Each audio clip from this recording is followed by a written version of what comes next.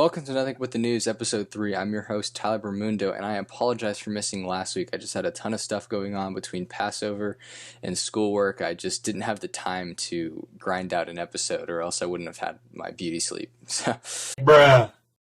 Anyway, I have a great lineup for you guys this week. We're going to kick it off with the wage gap in America, and I'm going to fact check that. Then we're going to go into our top story segment, although this one's only going to be one story, and we're going to focus on the voter ID laws in Georgia, what they are, and how it's affected corporations such as the MLB. And then finally, we're going to get into a bias segment on the reporting of certain events, how the media doesn't report events that they should, and that's how they can, change their narrative. But yeah, let's get straight to it. So a couple weeks ago, there was a video that went viral talking about the women's locker room, or the women's gymnasium, versus the men's gymnasium in the the NCAA March Madness tournament. I got something to show y'all. So for the NCAA March Madness, the biggest tournament in college basketball for women, this is our weight room. Let me show y'all the men's weight room.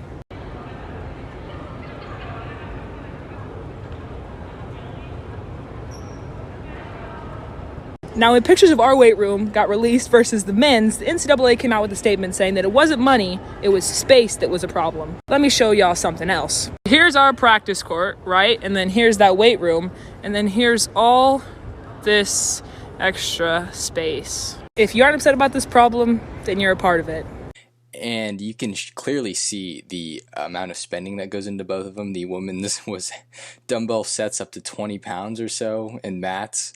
And the men's set was full-on gyms with like 10 squat racks, 10 bench areas, and whatever. So there was a big difference there. The WNBA, the first name that comes to mind would be LeBron and Sue Bird, who have very similar accolades. I think they played 17 seasons, and they both have multiple championships and MVP awards. Don't quote me on that, though. And people still have no clue who Sue Bird is, but everyone knows who LeBron James is. So that's another thing. And the third is also in sports. Megan Rapinoe and the women's national team for soccer is a really good team, whereas the men's failed to qualify for the Olympics for the third straight year. So it got me thinking, what is this so-called like wage gap?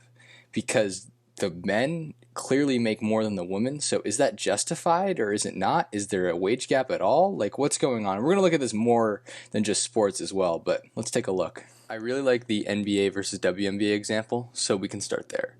This chart here was made in 2019, so it's not completely up to date, but you can kind of see the difference, and the main one I want to target is the NBA brings in a lot more money, from ticket prices to viewership to attendance, right? They make a lot more money, which is why the salaries are so different. For example, Steph Curry makes $40 million, and I don't believe he's the highest paid player today. Why you always lying?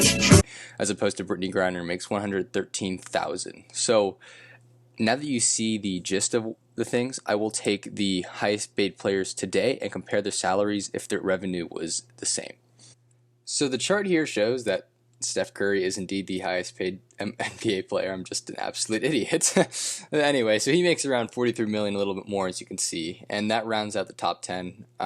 Anyway, the lowest paid NBA player is around $898,000, and there are many people who have that. And there are also a couple lower, but one is like example of Blake Griffin. He's not playing a full season this year, and another is Jimmer Fredette, who's not even in the league. He hasn't been in the league for a couple years now. The average salary is around $10 million, and the total revenue being brought in by the NBA is $8.3 billion. And I'm not taking into account endorsements from like other places like Nike or like Coke or something, like those advertisements, but people like LeBron may make another $20 million on that. As for the WNBA, the highest paid is $221,450. The lowest is at a tie with around $57,000, and the average is around $100,658. The total revenue for the WNBA is $60 million, which is a big step down. And there is no question, though, that the NBA is popular in the WNBA.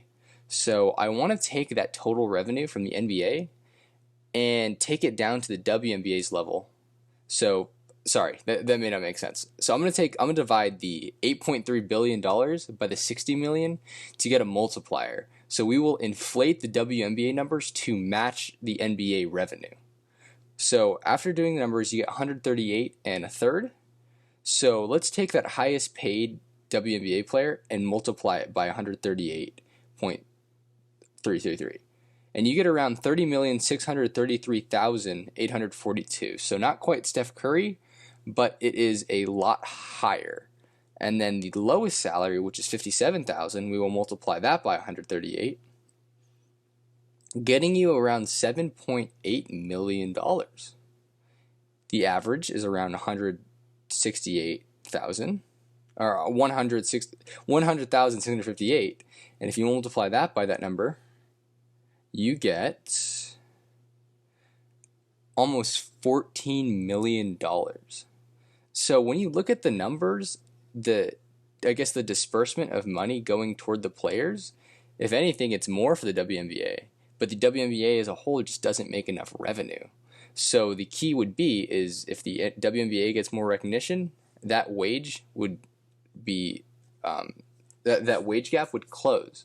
So is it really a wage gap, or is it just the actual companies bringing in more money? And we can go look at another example right now. So I have a couple articles talking about the gender wage gap, and they both kind of, I wouldn't say contradict, but they give you two different ideas on how to view it. The first one comes from AmericanProgress.org, saying the gender wage gap refers to the difference in earnings between women and men. Experts have calculated this gap in a multitude of ways, but varying calculations point to a consensus. Women consistently earn less than men, and the gap is wider for most women of color. Analyzing the most recent Census Bureau data from 2018, women of all races earned on average just 82 cents for every $1 earned by men of all races. This calculation is the ratio of median annual earnings for women working full-time, year-round to those of their male counterparts, and it translates to a gender wage gap of 18 cents. When talking about the wage gap for women, it is important to highlight that there are significant differences by race and ethnicity. The wage gap is larger for more women of color, and they also have a chart here. Feel free to pause the video if you want to look at this chart closely. Now I'm going to look at the other article, which comes from CNBC News, and this has two people who work in economics, Gary Burtless and Heidi Hartman, and here's what Gary said. Quote, I think some people get it wrong that the pay gap is all about discrimination against women, and another group of people get it wrong because it has nothing to do with discrimination. Heidi Hartman says, quote, people will say women earn 80% of what men earn in the same job, and that is not correct, because typically they work different jobs. Most women are school teachers and nurses, and more men are truck drivers, engineers, and so you might expect them to pay in those jobs to be different. That is actually not the equal pay day claim, that they work in the same jobs. It is more about the fact that you and I work and you make more money than me, and that is unfair. So now I want to take people who work the same job and see if they get paid differently if they're a man or if they're a woman. All right, it's a new day when I'm recording this, so I want to do a couple things. I want to set the standard for men and women working, because if a man works 40 hours and a woman works 20 hours in a week and a man gets paid double, that's not a wage gap. That is because the man simply just works more. It would be the same if the roles were reversed, right? So I am going to take this Pew Research study. It is a bit outdated, but you can kind of get the point, that it shows the working hours on average between men and women, and then I will go into the salary for men and women. And I guess another point too is if every single woman was paid less by a significant amount, unless they needed more employees, everyone would hire women just because it's cheaper labor. So let's take a look at these charts right here. As you can see, this chart dates back to 1965. It only goes up to 2011. It's the earliest I can find, at least from the Pew Research, which I think is a very reliable source because it just takes data. There is no bias whatsoever. So, I mean, it's a trend that men's work has gone down from around 46, 47 hours to closer to like 33, 32. But at the same time, and I'll show the women's one right now, is the women's has gone up.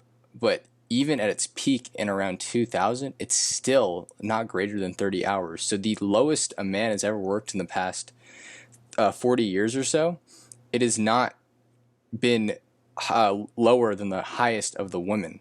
And you have to take that into consideration, because if a person is getting paid a certain amount, they're more likely to get a raise if they come into work more often. So we have to take that into account. Now, with the women's suffrage movement and the the feminist movement, of course, the traditional norms of housework and childcare have gone down, which is why women are still working. But it's still not the same as a man. Like, there are less stay-at-home fathers than the stay-at-home mothers. Look, I changed clothes again. Oh my God, who the hell cares? But anyway, the point I really want to make is that there's more to the wage gap than just saying, oh, you're a man, so I should pay you more, or you're a woman, I should pay you less. The point I'm trying to make is, right, you have these working hours, and as you can see from this other Pew Research study, that 25% of women feel like they earn less than a man for doing the same job, whereas 5% of men feel the opposite. But is it really just because of their gender? Or is that just because of gender norms that women typically don't do as much work? To me, if you're having the same job, that would be like if you're both chefs at McDonald's, if that makes sense. If you're both flipping burgers at McDonald's and someone's getting paid just because they're a man, that is wrong. But if you're in some multi-million-dollar corporation working 50 hours a week and a woman's working 30, even though you're doing the same job, maybe your hourly wage is different. To sum all of this nonsense up, the wage gap may exist if you take a look at the numbers. However, there are a lot more external factors that go into that, and such as revenue that a company brings in, or how much hours a person works.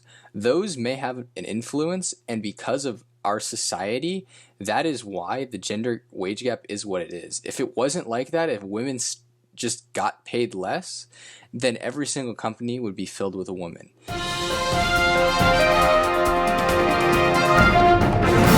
The top story this week is the Georgia voter ID laws. It has caused heavy backlash between the Democrats and Republicans, as we are getting more and more divided from the country.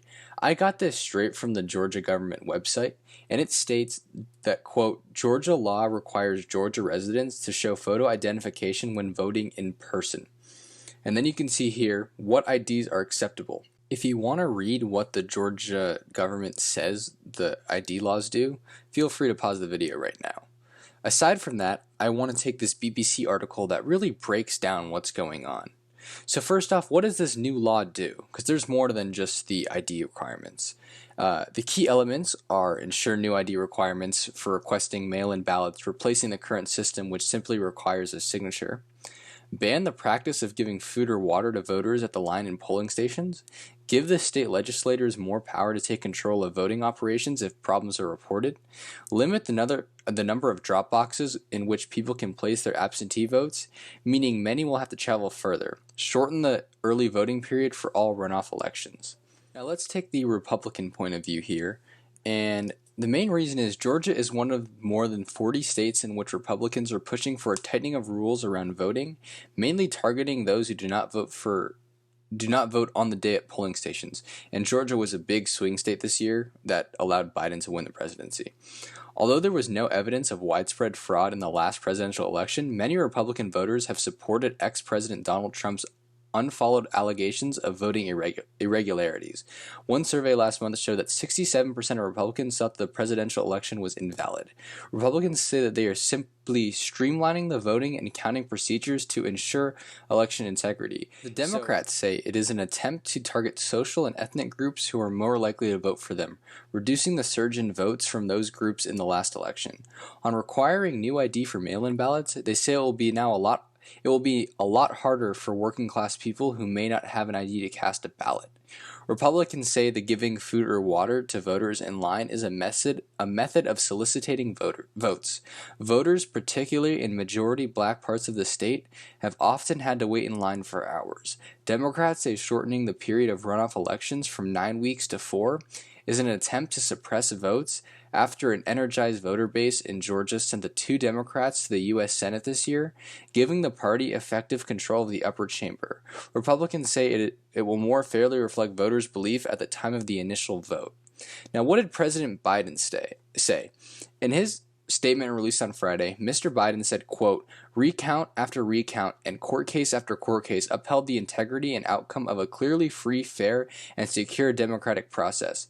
Instead of celebrating the rights of all Georgians to vote or winning campaigns on the merits of their ideas, Republicans in the state instead rushed through an un-American law to deny people the right to vote." He added, quote, "This law, like so many others being pursued by Republicans in state houses across the country, is a blatant attack on the Constitution and good conscience." He later added that the Justice Department was taking a look at the new Georgia laws. He also stated that this was Jim Crow on steroids, referring to the Jim Crow laws in the 19th and 20th century. That's not even a word! I guess I'm cutting into my own video here, but I found an article today from the same source, BBC, that fact-checked a lot of these claims that were made. So first off is the voting hours. President Biden has said, quote, "What I'm worried about is how un-American this whole initiative is. It's sick. Deciding that you're going to end voting at 5 o'clock when working people are just getting off work," quote. But that is not the case that the voting has to finish at 5 p.m. The law allows counties to set voting hours anywhere from 7 a.m. and 7 p.m., as was the case previously. The new law does lay out the hours that are required as a minimum on election day, saying, quote, "Voting shall be conducted beginning at 9 a.m. and ending at 5 p.m., as opposed to during normal business hours stated in the old law." But normal business hours were widely interpreted as 9 a.m. to 5 p.m. anyway, so the practical impact of this change is negligible.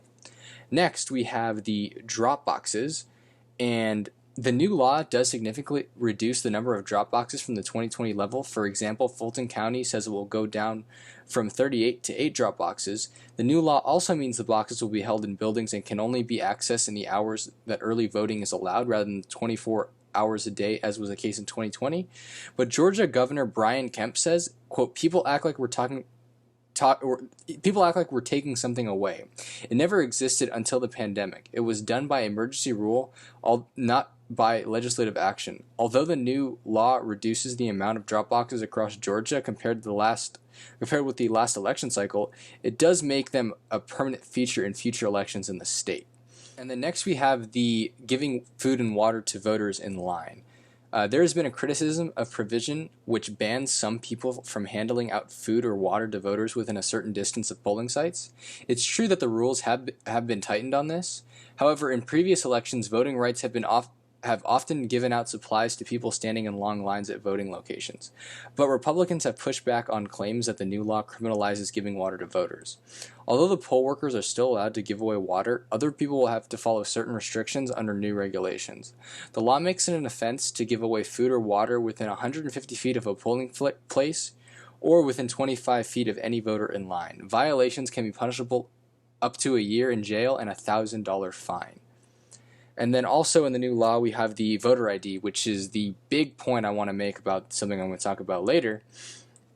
And new voter ID requirements mean signature matching will no longer be used to confirm identities on postal ballots, a method railed against by Donald Trump. So you can't just have a signature. Now you need actual identification, which is what I stated earlier, such as a driver's license or social security number.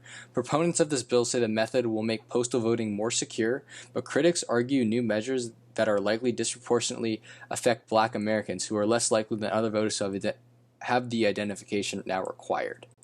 As you can tell from all around me, I am a huge sports fan. I'm a Packer fan, I'm an Angel fan, and I'm somewhat of a bandwagon Warrior fan, but that's off topic.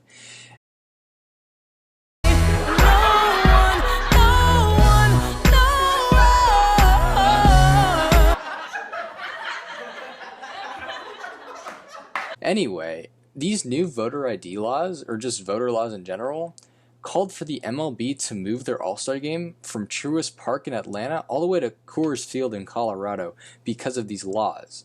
And if you're like me, there's two things. One, I really don't believe politics should be in sports. I kind of watch sports to get away from politics. I think it's like a safe space, but even like TV shows I'm watching, political stuff gets in the way, and I really don't want to see that. But that's my opinion. I don't do many opinions in the show, and I'm not saying you should have that, but that's me. And the other thing is, how the heck is this a correlation? Because the reason why the All-Star Game was going to be played in Truist Park this year is because it opened in 2017. It is the second newest stadium in the MLB, barring the new Ranger Stadium, and that will probably be the location of the next All-Star Game. So this protest, you can call it, from the MLB, it is a product of these voter laws, and I'm going to show you their correlation right now. The MLB commissioner Rob Manfred said the decision to move the All-Star game was, quote, the best way to demonstrate our values as a sport. The decision was made after consulting the team's current and former players, the MLB Players Association, and the MLB Player Alliance, which is a group of black baseball players made after the George Floyd protests. And then the former Marlins president David Sampson weighed in on the decision and reveals why he thinks the All-Star game shouldn't be moved. He said, quote, I wouldn't have moved the game because while I do think there's an intersection between sports and politics, I don't think players should shut up and dribble. This was a meme based on Laura Ingraham, who told LeBron to shut up and dribble. This is a couple years ago. Anyway, I think it's critical that we are all educated and make decisions. I don't think it's critical that we are all Democrat or Republican. I think it's critical that you believe that you are what you believe in. It is very dangerous when running a company to make a decision based on what I perceive to be the best pressure from one side or the other. It's important to make the best decision for your company. The last article came from CBS, and this is what Biden told ESPN in an interview on Wednesday, quote, I think today's professional athletes are acting incredibly responsibly. I would strongly support them doing that. People look to them, they're leaders. As we come to the end of this segment, you have to ask yourself a couple questions. First is, are the voter laws just or unjust? And you can make that decision however you perceive. And the other one is the MLB All-Star Game. Should it have been moved out of Atlanta or should it have not? Anyway, now we're going to check on a very cool bias segment because it shows a different type of bias than we talked about before. And it is the not reporting at all. So this involves Republican Governor Matt Gaetz and Governor Andrew Cuomo on their sexual allegations, which seems to be a big trend in today's politics. So let's take a look. If you haven't read my research paper, I highly encourage you do. It was all about media bias, a brief history, what it is, how it's seen today, its effects, and other external factors such as social media. But it is a big issue, and this is what I'm going to talk about with the two governors today. And there are 4 different ways to present news. There is no bias with accuracy, which is what the news should be. And the only place that you can find that, I think, is called Nothing But the News. The host there is really funny, pretty good looking, very humble. And yeah, we have that. And then there's a lot of networks which is bias with accuracy or bias without accuracy. I'm going to talk about that in a second. And the last form is no bias, or there is bias and no accuracy, which is satire like the Babylon Bee or the Onion or other stuff like that. Those are really funny. Anyway, with the instance of the two governors, this is an example of bias with accuracy because all of the things stated are true, but they decide to leave out certain information so they don't seem as bad. For example, I could talk about all the goods about someone like Adolf Hitler, and if I leave out the bad, he seems like a decent man. Vice versa, I could take someone like MLK, but only show the bad stuff, and you could portray him as a terrible person. Now, in today's world, I hope you know that MLK was a great person and Hitler not so much. But that is what we're going to see here. Now, it's obviously not to that extreme, but here is a great example of the media's portrayal of these two people. If you can see my screen, and I hope you can, I looked up Andrew Cuomo's scandal on CNN, and I looked at the date between December 1st, 2020 and January 1st, 2021. And the first thing that comes up is this Fox News article, which I do like. I know I talk about the left and the right, but the thing is they hate each other, so they're going to look for any kind of wrongdoing of the other side. And yes, it's true. The mainstream media ignores sexual harassment allegations against Governor Cuomo. If you look at the other articles, New York Times, same thing. USA Today is talking about how Governor Cuomo denies the allegations. And after that, there's really not much news on it. Sorry, my file got corrupted. That's why there's a cut in between the two things. But all I did here was I looked up Matt Gaetz' scandal on CNN instead of Cuomo, and I changed the date from April 1st, 2021 to April 7th, 2021. And as you can see, I mean, not even just CNN, but a lot of other sources are, going head on at Matt Gaetz. And there's nothing wrong with that because it's true. But there is nothing from the right side. I mean, and I will do this here too, as Scandal Fox News, and it's like nowhere to be found. I mean, you have one here, and it's actually an article that is kind of defending Matt Gaetz, Sorry, this is me in post editing, and I can't. I even made a little bias claim right there, is because I didn't really read the article. I just looked at the headlines, but the article really didn't say. It really didn't defend him. It kind of just reported a Saturday Night Live skit of him. So there was nothing wrong with that one. But we can keep going. That one's true. I looked at that one. Yeah. So basically, right? Since Matt Gaetz is a Republican governor, Fox isn't going to cover this as well as some of the more left-leaning sources, as opposed to like Andrew Cuomo. Fox is going to go straight on to him, and I'll even change this from Matt Gaetz scandal to Andrew Cuomo scandal, and I'll change the date. And as you can see, Fox News is all over it. And I know this isn't the best example because I'm doing a Google search, but if you were to just watch Fox News, you would see they go head on at Cuomo for all the stuff he did, but the Matt Gaetz stuff is like in the back seat. And this is the same thing on CNN. They're not going to talk about Cuomo, but they will talk about Gaetz. And to be fair, CNN did start reporting on it. However, they stopped recently. But yeah, that is the point I'm trying to make, is two mainstream networks will do what they want. They will omit information just so they can push a narrative. So for a person who is watching Fox News only, they can see that maybe the Matt Gaetz scandal kind of blew over. Like maybe something happened, there just wasn't anything worth reporting. But if someone looks at CNN, they could see that this scandal is a serious issue, and they keep reporting that. So that is how we get this divide, because we have two completely different narratives of the same story. So the media is all about revenue. They want to push what they want to push that will attract their audience. So if a fan base is very right-leaning or very left-leaning, a media station is going to keep reporting stuff to that bias so they get the most amount of money. That was also my research paper. So that is why you can see this discrepancy between the two Matt Gaetz and Andrew Cuomo stories on both Fox and CNN. That being said, if you're still watching, I'm very thankful that you've made it this far. I appreciate it. I put a lot of hard work into this, and it's nice to know that my work can pay off sometimes. Other than that, leave a comment, please, on what you thought of the podcast, what I can do to make it better, what I did wrong, what I did right, and also leave any questions or comments you have for me in future episodes about anything, how it's run, maybe a political question you want me to answer, or a moral question, whatever the case is. And yeah, thank you for watching, and I hope to see you next episode.